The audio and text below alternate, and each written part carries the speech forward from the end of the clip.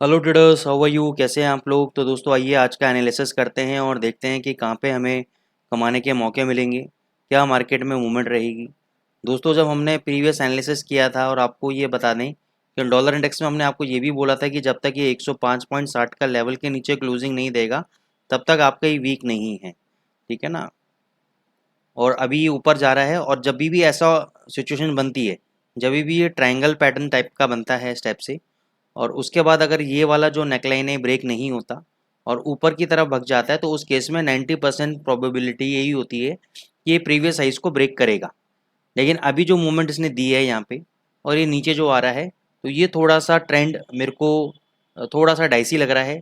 अच्छा, रीज़न क्या था? देखो काफ़ी टाइम से जब ये यहाँ पर था, यहाँ पे ये भग रहा था, तभी भी मैंने आपको ये बोला था कि ये ओवर स्ट्रेच कर रहा है रैली को, क्योंकि फंडामेंटली मेरे हिसाब से डॉलर इंडेक्स वीक है और इसको इतना नहीं जाना चाहिए। तो अभी थोड़े से मेरे को लग रहा है कि फंडामेंटल्स को अब थोड़ा समझ में आ गया है या मार्केट को फंडामेंटल समझ में आ गए हैं, तो थोड़ा सा अब ये डॉलर को रोके रखा हुआ है। अब कन्फ्यूज़न किस बात की है?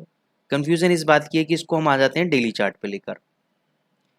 डेली चार्ट पे हम जब टेक्निकल एनालिसिस का स्टार्ट करते हैं तो हम हमेशा अपने स्टूडेंट्स को पहले ये आइडेंटिफाई करना सिखाते हैं कि what is the market structure. तो ये आपका मार्केट स्ट्रक्चर है, हायर आई हायर लो। अब ये अगर वेव, ये वाली वेव अगर इस वेव को नहीं तोड़ती है, ये प्रीवियस हाई को ब्रेक नहीं करती है, और जो ये इमीडिएट बेसिस पे लो है जिसकी तोड़ने की प्रोबेबिलिटी थोड़ी सी हाई लग रही है, तो ये क्या बना देगा? आपका एम पैटर्न बना देगा। M pattern means sell. लेकिन एडवांस में कुछ भी बोलना, प्रिडिक्शन करना सही नहीं रहता है, क्योंकि मार्केट डायनामिक्स हैं और मार्केट का कुछ नहीं पता है कि एकदम से कैंडल बना दे और ऊपर भग जाए। तो लेकिन जब तक इसके नीचे क्लोजिंग नहीं आती तब तक हम डॉलर इंडेक्स के अंदर वीक नहीं बनेंगे। डॉलर इंडेक्स के अंदर हम तेजी खेलेंगे जब तक ये आपका 105.60 के नीचे बंद नहीं हो जाता। अच्छा, अभी मैं 2 घंटे का चार्ट लाता हूँ। पैटर्न बियरिश बन रहा है। कैसे बियरिश बन रहा है? ये देखो, कुछ इस टाइप का कैंडल पैटर्न आप देखो। ये 2 कैंडल देखो आप, पहला ग्रीन दूसरा रेड। ये नहीं देखना है कि पहला ग्रीन है दूसरा रेड है, मतलब मैंने आपको सिर्फ आइडेंटिफाई करने के लिए बताया है।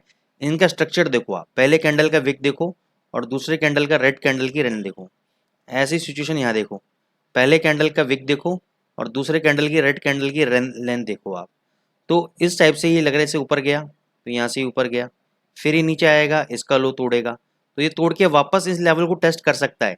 लेकिन जब तक ये 105.60 को नीचे क्लोज नहीं देगा तब तक मैं इसके अंदर बेरिश नहीं आऊँगा। देखो उसके बाद इतना भयंकर मूवमेंट दिया इसने डेटा आने की वजह से। तो अभी डेटाज हैं, अभी आपका थर्सडे को बिल्डिंग परमिट्स का डेटा है, फ्राइडे को हाउसिंग सेल्स का डेटा है, तो डॉलर इंडेक्स हिसाब से थोड़ा देखना पड़ेगा। यूरो यूएसडी पे आ जाते हैं। यूरो यूएसडी बहुत बढ़िया डबल बॉटम लगाया है यहाँ पे 495 के लेवल पे, ऊपर जाने लगा। हमने आपको यहाँ पे भी शॉर्ट कंडीशन दी, हमने बोला 600 आ जाए, यहाँ पे भी शॉर्ट करो, तो इस पे भी अभी हम बने हुए हैं, ठीक है ना। हालांकि हम इंट्राडे में हम लोग बाय करके प्ले कर रहे हैं, लेकिन डेली एनालिसिस के अंदर हम एक शॉर्ट पोजीशन 600 के आसपास जरूर क्रिएट करनी चाहिए, या 620 के आसपास, अगर मोर प्रिसाइज करूँ तो 620 के आसपास एक शॉर्ट पोजीशन क्रिएट करें। स्टॉप लॉस रखें 650 का। इसके ऊपर अगर क्लोजिंग दे गया तो तुरंत एग्जिट कर जाना और बाय कर लेना।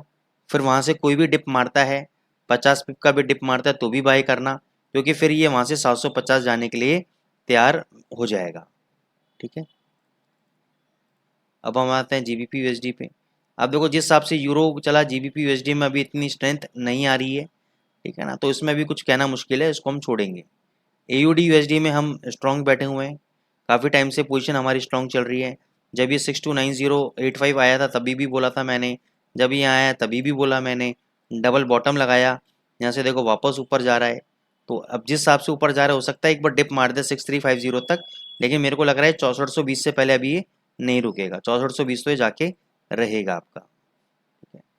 तो आप इसको कोई भी डिप आता है उसको बाय ऑन डिप प्ले करो और 20-20 पिप की, 15-15 पिप की स्कैल्पिंग ट्रेड ले सकते हो आप। गोल्ड, एक बार उम्मीद थी मेरे को ये 1890 1900 आएगा, वहाँ तक नहीं आया। कल हमने अपने ट्रेडर्स को 1932 के ऊपर बाय दिया था और 1945 का टारगेट दिया था, 1942.86 का हाई लगाया है और अभी 1948.84 चल रहा है। टेक्निकली अगर मैं बात करूं, 1950 का बड़ा ही हैवी रेजिस्टेंस है। ये जो हाई लगाया है यहाँ पे 1953। तो वैसे तो देखो 1950 का आपका एक रेजिस्टेंस है, लेकिन यहाँ पे जो स्पाइक मारा है 1953, तो इसका आप एक स्टॉप लॉस लेके शॉर्ट पोजीशन चाहो तो क्रिएट कर सकते हो। ये 1930 तक आ सकता है नीचे, ठीक है। लेकिन अब करनी का है, 45 पे शॉर्ट करें, 47 पे शॉर्ट करें, थोड़ा सा अभी देखने वाली बात है। मेरे हिसाब से अगर आप इसको 50, 47 से 48 के बीच आसपास अगर शॉर्ट करोगे तो ज़्यादा बेटर रहेगा। 53 का स्टॉप लॉस लगा के वहाँ से आप 4-5 पॉइंट के लिए प्ले कर सकते हो। लेकिन अभी शॉर्ट नहीं करो तो ज़्यादा बेटर है, क्योंकि जो वॉर का सिचुएशन चल रही है उस हिसाब से अभी फुल तेज़ी है गोल्ड के अंदर। तो कोई भी डिप आता है गोल्ड के अंदर 1925 तक, कोई भी डिप आता है, ठीक है ना, 1925 तक कोई भी डिप आता है, आप केवल बाय करके चलो गोल्ड को, सेलिंग करके ना चलें, ठीक है। तो ये एनालिसिस था हमारा गोल्ड के अंदर दोस्तों। प्लीज़ चैनल को लाइक करें, सब्सक्राइब करें और बेल नोटिफिकेशन आइकन को प्रेस करना ना भूलें। Thank you so much.